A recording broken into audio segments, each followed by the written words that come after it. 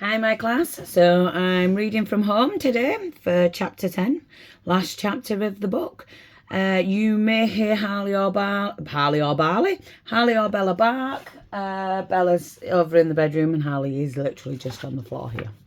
So last chapter, guys, chapter 10 of the Magic Faraway Tree, Adventures of the Goblin Dog. Okay, so everything comes right again. Now, down below in Fairyland, there was a great excitement, for many people had seen the Goblin Dog in the distance. They ran to tell Lord Roland, and he at once gave orders that fairy archers were to shoot at the dog and bring it down. Goblin dogs are wicked creatures who help bad witches and gnomes do their evil deeds, said Lord Roland. We will catch this one and take it prisoner. So the archers took up their bows and arrows and shot at the coming Goblin Dog. He was astonished when he heard the whiz of arrows through the air, and poor thing, he didn't know what to do. He did not dare to turn and go back, for he would fly straight to the giant cat. No, he must fly through the crowd of arrows and see if he could bring the little princess safely to earth. So the brave dog flew on, yelping whenever a sharp arrow pierced his big wings. Fenella clasped her arms around him, sobbing, for she knew what was happening and was dreadfully afraid that her dear kind dog would be hurt. Just as the dog was about to fly over the walls of Fairyland, an arrow caught him at the root of his right wing and he fell, unable to fly. He flapped until with his left wing and managed to reach the ground safely with Fenella, just outside the gates of Fairyland. At once the golden gates were flung open and out rushed a crowd of fairies, meaning to drag in the dog to Lord Roland. But when they saw Fenella climbing off his back, they shouted in wonder and amazement, "Fenella! The little Princess Fenella!" They rushed to her and took her hands and began to pull her into Fairyland. Above them they suddenly heard the rush of wings and looked up. They saw the great giant cat with the angry gnome and wizard peering down from its back. At once the archers set with their arrows to their bows and sent 100 whizzing up in the air. The giant cat gave a yelp and turned back at once in spite of the angry shouts from the wizard, who tried to make it fly down and take Fenella from the fairies. No, the giant cat had had quite enough. It flew off steadily, giving little squeals. The archers shot their arrows after it, and the wizard suddenly gave a shout and clapped his hand onto his leg. Then the gnome gave a yell and clapped his hand onto his nose. Both had been struck by arrows. "Serves them right," said Fenella, who was watching. "Nasty, horrid things, they deserve it. That will teach them not to come back again." "Oh, Fenella, dear little Fenella, come quickly to Lady Rosabel, your mother," cried all the fairies, and they tugged her at her hands and arms and ran through the gate. She pulled back, looking towards the Goblin Dog, who lay panting, his hurt wings stretched out flat beside him. "I must go to the Goblin Dog and see if he is hurt," she said. No, he's a dreadful, horrid creature," cried all the little folk at once. "Leave him. We will see to him. Look, here's your mother." At the sight of her mother, the princess forgot all about the Goblin Dog and rushed to the Lady Rosabel. She hugged her mother and cried happy tears. "Come and see your father," said Lady Rosabel. "He's weeping for joy too. He does not know you are here. Oh, Fenella, darling Fenella, to think you are really home again at last." Princess Fenella cried with happiness to see her own home again. She was so tired that she could hardly keep her eyes open, but she wanted to tell her mother all her adventures, and especially she wanted the Goblin Dog fetched into Fairyland. But the Lady Rosabella would not let her tell anything that night. "You're so tired, Fenella, darling," she said. "Come to bed. Tomorrow you shall say what you need to." "But my Goblin Dog," murmured Fenella, her eyes almost closing. "We'll see to the Goblin Dog," said Lord Roland grimly. He had no idea that the dog had helped Fenella so much. He thought they had flown in with her by command of the gnome who had followed on the giant cat. He kissed the little princess and hurried to give his orders. In a trice, the little folk surrounded the surprised Goblin Dog, who'd been patiently awaiting Fenella to come and fetch him and bathe his wing. They tied him up tightly and took him to prison, threatening him with all sorts of dreadful punishment. He didn't know what to think. He was very unhappy. The little folk dragged him to a prison cell and locked him there, and he was thirsty and hungry and his wing hurt, but no one paid him any more attention. They all thought that he was a wicked Goblin Dog, servant to the gnome who had taken Fenella away. So they left. He was there, sad and lonely, all night long. And what about Pop-Off, Peter and Mary? Well, as soon as the giant cat had flown off with the gnome and the wizards, they crawled out from underneath the bush and looked around. I know where we are, said Peter joyfully. We're not very far away from our own home. Look, Mary, there's the shepherd hut, and our father often uses at winter time. Gladly they turned towards the little valley in which their own cottage stood.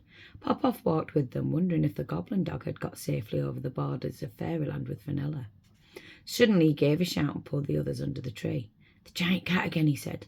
They looked up, and sure enough it was the flying cat, carrying on the back a squealing gnome and wizard, one rubbing his nose and the other rubbing his leg.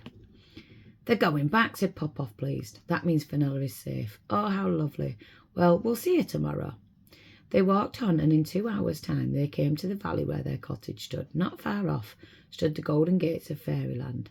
Outside, to the children's enormous surprise, lay the goblin dog, his hurt wing outspread beside him, and there was no sign of Fenella at all.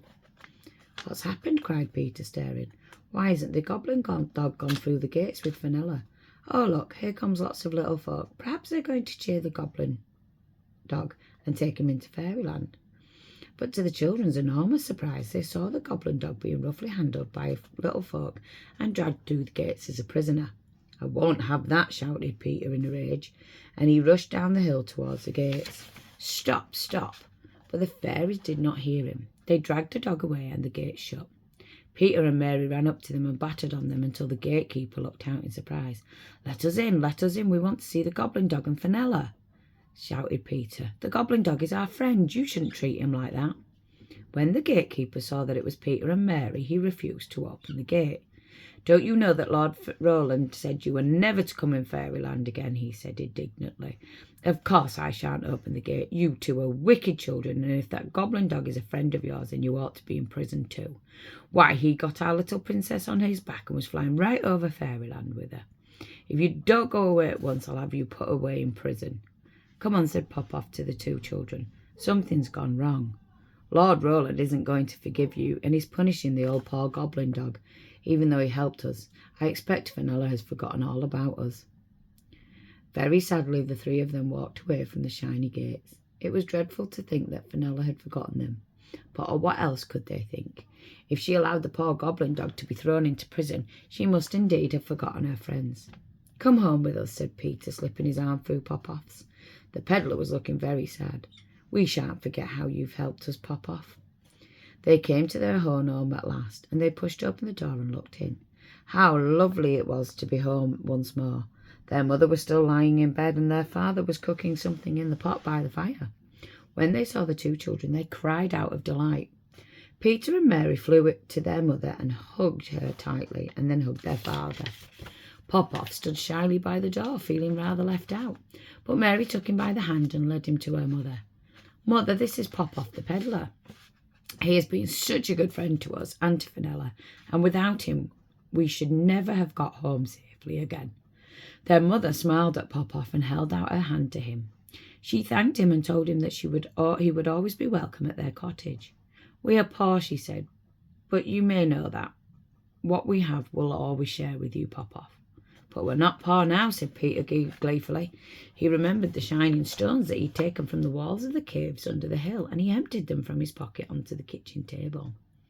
His father stared at them in amazement. They're worth a fortune, he said. Tell me how you got them. Then all their adventures were told. Peter and Mary and Pop-Off talking fast, first one, then the other. Their father sat amazed, handling the precious stones in wonder. Their mother lay listening, frightened when she heard all the dangers that had passed.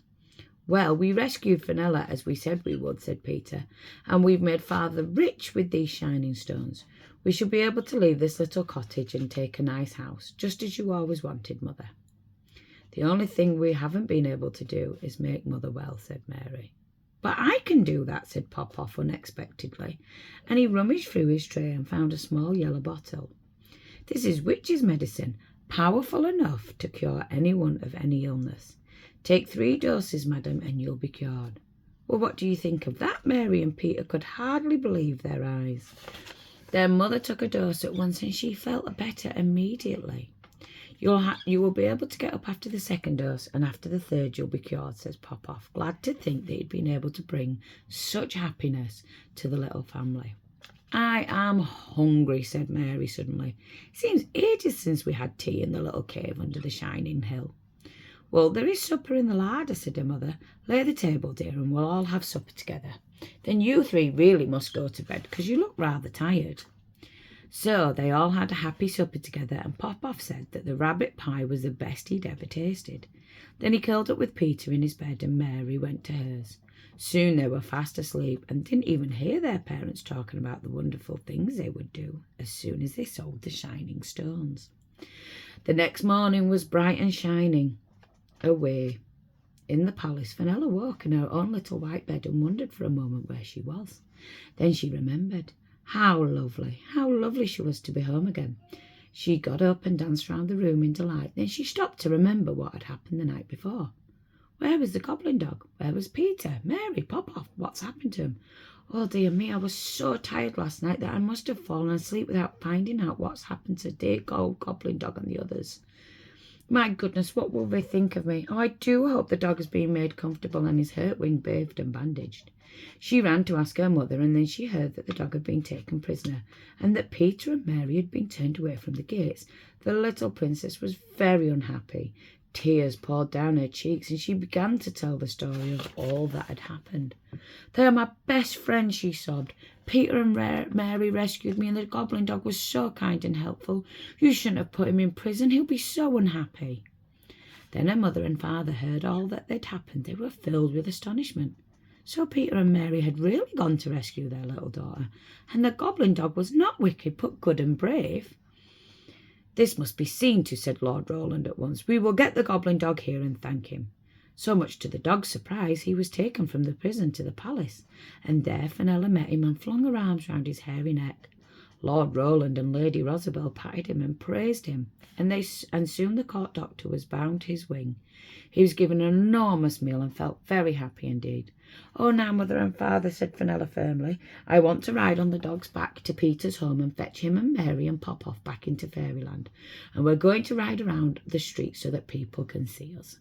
Off she went, and soon the goblin dog arrived at the cottage in the valley. How delighted Peter, Mary and Pop-Off were to see him, and how they hugged Fenella. Jump on, all of you, said Princess beaming. We're going back to the Fairyland. But will Peter and I be allowed in? Asked Mary doubtfully. Of course, said Fenella. If they don't let you in, I won't go in either, and I'll come and live with you. But of course they were all allowed to go through the shining gates. And dear me, what a crowd of little folk there were, lining the street and looking out of the windows to see them all pass by. How they cheered. You should have heard them. 3 cheers for Fenella, 3 cheers for Mary, 3 cheers for Peter, 3 cheers for Pop-Off, and 3 cheers for the good old goblin dog. Hip, hip, hooray. Someone tied an enormous bow of red ribbon round the goblin dog's neck. He was so pleased. Then off to the palace they went, and Fenella's father and mother helped them all off the dog's broad back. Lady Rosabelle hugged Peter and Mary and thanked them so much for all that they'd done. They shook hands with Pop-Off, who blushed with pride. We'll have a big party in the palace garden this afternoon, said Lord Roland, smiling at everyone. Everybody shall come, and this evening we'll have fireworks. Can the goblin dog sit next to me at tea time? Asked Fenella anxiously. The dog wagged his tail in the greatest delight. Of course, said her father. So that afternoon the goblin dog sat by Fenella, and Mary sat on the other side. Next to Mary and the dog were Peter and Pop-Off, and next to Lady Rosabelle and Lord Roland were Peter's father and mother. Oh, it was a grand time. In return for the bravery and kindness of your children, said Lord Roland to Peter's father, I'm going to present you with a small castle not far from my palace in Fairyland, and I shall hope that you will be good enough to allow your children to play with Fenella every day. Wasn't that lovely? How the children cheered. I shall be delighted to accept, said Peter's father, bowing. He was very grand indeed, in some fine clothes that he'd bought with the money from the sale of the precious stones. I'm a rich man now, thanks to those stones that Peter brought home, and I can well afford to live in a castle. My wife, too, thanks to the peddler's wonderful medicine. It's quite cured her of her illness. Oh, father, what about a reward for Pop-Off, said Fenella. Could he come and live at the palace? No, little princess, said Pop-Off at once. I wouldn't be happy living in one place. I'm only happy when I'm wandering about, but I will often come and visit you, and we'll always buy all our ribbons, cotton, silks, tapes, buttons, honey snakes, and Everything from you, said Fenella, hugging the blushing peddler, who was really having the time of his life. What about Goblin Dog? What shall his reward be? Said Lady Rosabelle, patting the happy dog. I'm giving him his reward, said Fenella at once. I've already emptied my money box, Mother, and I have given the money to Mr. Hammer, the pixie carpenter. He is making Goblin Dog a most beautiful big kennel, and he is to live just outside my bedroom window and protect me all his life because I love him so much. The Goblin Dog was so delighted that he cried big tears of joy into his dish of milk and biscuits. He couldn't ask for anything better than to look after the little Princess Fenella. And now Peter and Mary live in their castle in Fairyland, and their mother and father are as grand as can be. They often see Popoff, and he always has tea with them and with Fenella when he visits. As for the Goblin Dog, you should see his kennel. It's painted a lovely blue, and every nail inside is made of gold. No wonder he's proud of it. They all go for a ride on his broad back every Saturday afternoon for a treat, sitting between his great yellow wings. And I must say, and you may be sure he always brings them back safely. The end, guys. Excellent. And we're done. Enjoy the party.